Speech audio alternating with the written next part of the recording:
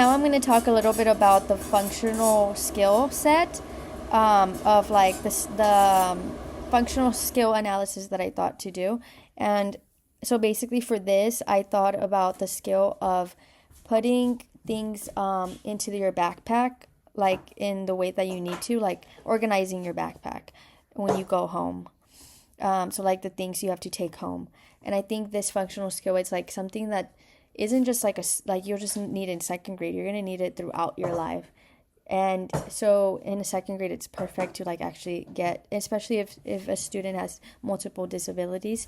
And I was thinking about for this, I was thinking of creating a chart, but the chart is gonna get, I forgot what it's called, where you can actually write on it with an expo marker. So that's what I'm thinking.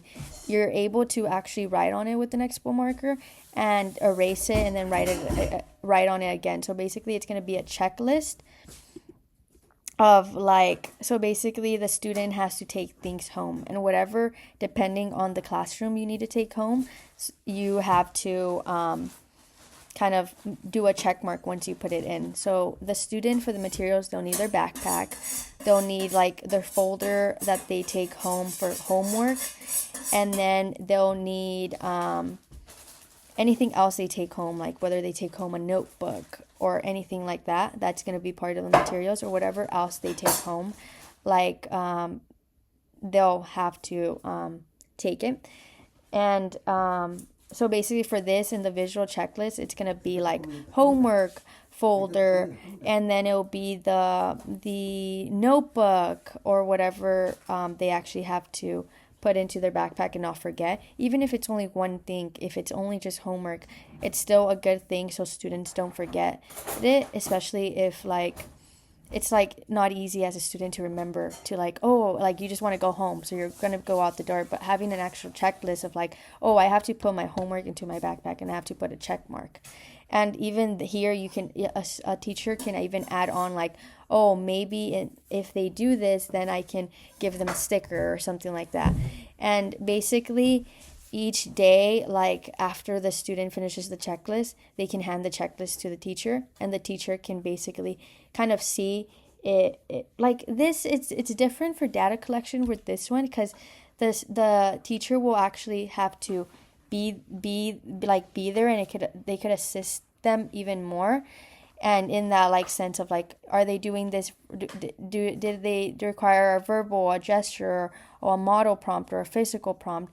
So maybe they have the checklist, but also in the side of the checklist maybe have a part for notes for teachers and comments, and that's where the teacher can actually put in like independent, did they do it fully independently, or did they need a verbal prompt, a gesture, a model, or a physical prompt?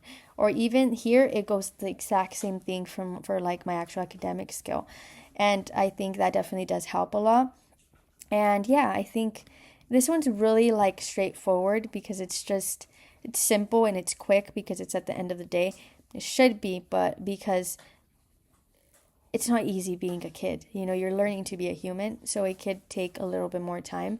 And basically at the end of that like data analysis, each week, you could get that data analysis of like how the student did. And with the functional skill set, it's not something that like could go like the whole like something you have to focus deeply on like the whole school year. You can switch it off different functional tasks once they automatically know how to do one independently, like 100%. But I think once it's like they could do it independently, like for at least 1 to 2 weeks or a month, that's when okay, 100% they don't need my help. But I think 2 weeks is good, for that. So basically at the end of the day, like you get every week, you kind of get you kind of add up all of the kind of the comments you had, and then the student actually checking off the checklist, and then you'll kind of know